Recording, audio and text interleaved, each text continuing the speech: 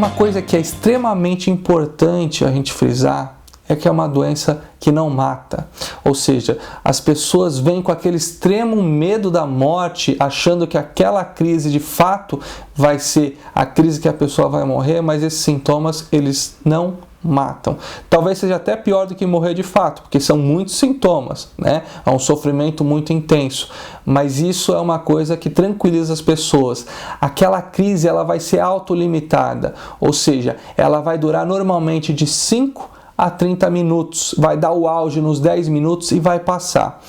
O que é essa crise? A gente tem uma glândula que fica aqui em cima do rim, que chama suprarrenal, ou seja, em cima do rim. Essa glândula ela produz uma coisa que chama adrenalina, todo mundo chama de adrenalina. A adrenalina, quando ela sobe demais para defender a gente de um perigo, ela faz com que aqueles sintomas que eu acabei de descrever para vocês apareçam. Só que o meu sistema límbico, que é aquele sistema que regula as emoções, ele pode mandar uma mensagem falsa para minha suprarrenal falando que eu estou em perigo e desencadear essas crises. E a partir do momento que eu tenho uma crise, eu posso começar a ter medo de ter outras. Então vamos imaginar o seguinte, um exemplo que os meus colegas, talvez psiquiatras, não acham mais apropriado, mas é bem interessante para a gente entender. Vamos imaginar que hoje eu vou lá num lugar como um cachorro quente estragado, com uma maionese estragada. Eu chego em casa, eu começo a passar mal, tenho diarreia, vomito, tenho febre, mal-estar e fico muito ruim durante os 2, 3 dias. Daqui a pouco um amigo meu, um amigo da onça, vem me oferecer um cachorro quente, bom dessa vez. Só de eu sentir o cheiro daquela maionese com a salsicha, automaticamente eu já começo a salivar minha boca, eu falo, não, tira esse negócio daqui da frente, eu começo a ficar enjoado, eu não consigo comer aquilo. Por mais que racionalmente eu saiba, olha, a salsicha agora era de boa procedência, estava congelada, eu fervi, a maionese estava na geladeira, ou seja, eu sei que aquela comida não está estragada, mas o meu cérebro não consegue entender isso, porque eu não consigo me aproximar daquilo. É a mesma coisa na crise do pânico. A pessoa tem uma crise do pânico em um lugar e o cérebro dela começa a entender o que tem naquela região, é um lugar fechado, é um lugar difícil de sair, é um lugar com muita gente, ou seja, ele começa a criar aquele cenário e começa a fazer com que a gente evite ir naquele lugar. E aí começa o medo de aquilo acontecer de novo no lugar onde aconteceu inicialmente. E aí eu começo a ficar mais ansioso. Eu fico mais ansioso, eu começo a ter sintomas físicos. Eu começo a ter sintomas físicos, eu reparo no meu corpo e eu começo a ficar mais ansioso. Eu fico mais ansioso, mais sintoma. Ou seja, aquilo vai aumentando a intensidade. E eu começo a respirar mais rápido. Eu respiro mais rápido, eu vou soltar mais gás carbônico. O gás carbônico dentro do corpo da gente chama ácido carbônico. Então a gente vai perder H+, que é uma substância química, que não é interessante para vocês entenderem, mas automaticamente de eu começar a respirar errado, eu vou começar a mudar o pH, a química do meu corpo. Isso vai desencadear uma mensagem de perigo para o meu cérebro, e o meu cérebro vai mandar uma mensagem de perigo para a minha suprarrenal, e aquele história da crise vai começar de novo. Ou seja, eu começo a criar as crises por conta do medo dos próprios sintomas que eu tenho. E isso é interessante a gente conseguir entender o que é, porque isso vai fazer parte do tratamento. O paciente entender o próprio corpo para conseguir frear aquela eclosão da crise e a nova crise aparecendo mais uma vez. Tem uma regiãozinha no sistema límbico que chama amígdala, que não tem nada a ver com essa aqui. É uma região que é a região do medo. Se eu pegar um ratinho, né, o coitado ratinho do experimento, e eu ponho um eletrodo, uma agulhazinha nessa amígdala e estimulo eletricamente essa amígdala, o ratinho ele começa a tremer, ele para no cantinho dele, ele não consegue se mexer, ele tem uma crise de pânico, muito semelhante ao que a gente tem. Se eu pegar cirurgicamente retirar essa região, essa amígdala, a gente fala que o ratinho ele perde a noção, ele vira um super rato e vai morrer.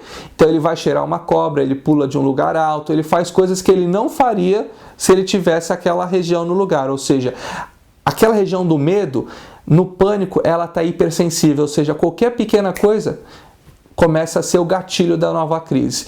E as pessoas que não têm uma amígdala estimulável são aquelas pessoas que praticamente não têm medo de nada, fazem qualquer coisa e precisam de muita coisa para sentir alguma emoção. Claro que isso é uma simplificação de uma parte biológica, mas isso faz com que a gente entenda por que algumas pessoas têm mais predisposição a ter esse tipo de doença ou não. Tá? Diagnóstico. Como é que eu vou fazer o diagnóstico? Quais são os sintomas que aparecem? Então, aqui a gente está listado os 13 sintomas físicos mais importantes. Eu vou falar talvez fora de ordem, porque é de fato a lembrança que a gente tem. Tremores, taquicardia, que é aquele coração disparado, suor frio, parestesia, que é formigamento, aquela mão formigando, a sensação de formigamento subindo pelo corpo. Precordialgia, dor no peito, aquela sensação de que vai infartar, uma sensação de opressão torácica. Falta de ar, sensação de que tem uma bola na garganta aqui que não desce, que tem alguma coisa entalada. Tontura, sintomas gastrointestinais, enjoo, aquela sensação de estar regurgitando, que a coisa fica voltando, né, para a boca, uma sensação ruim. Dor de barriga também é algo extremamente comum. Essas sensações todas podem vir acompanhadas de um medo de morte iminente, ou seja, que é de fato pânico. Então, às vezes, o nome pânico até não é um nome muito feliz, porque tem pacientes que não estão em pânico e tem sintomas físicos bastante importantes, mas o nome do ataque de pânico também vale para essas pessoas. E tem outros dois itens que são extremamente importantes, a desrealização e a despersonalização. É algo que é até um pouco difícil de explicar para quem nunca sentiu. A desrealização é uma sensação de estranhamento em relação àquele seu ambiente, ou seja, é como se minha sala não fosse mais a mesma sala, tivesse alguma coisa diferente aqui que mudou de repente durante o momento da crise.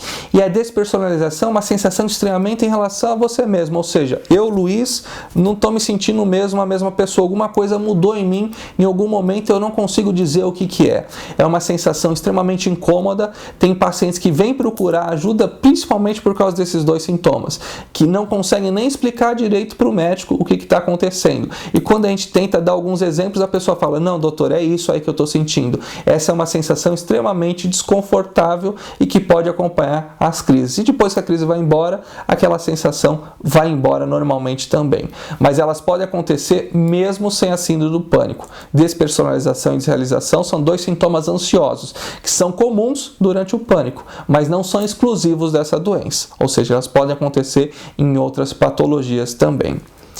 Então vamos lá, critérios diagnósticos do DSM. O DSM, que atualmente é o 5, eles são alguns critérios do modelo norte-americano que vão ser usados muito em pesquisas. A gente tem dois modelos, o DSM e o CID. O CID é a Classificação Internacional de Doenças, que é composta principalmente, são os médicos europeus que fazem, o DSM são os médicos norte-americanos. São dois manuais muito bem trabalhados, muito bem feitos, e cada um tem a sua utilidade, apesar deles falarem línguas bastante parecidas hoje em dia. Já teve muita divergência entre os dois e hoje cada vez mais eles convergem indo para o mesmo assunto.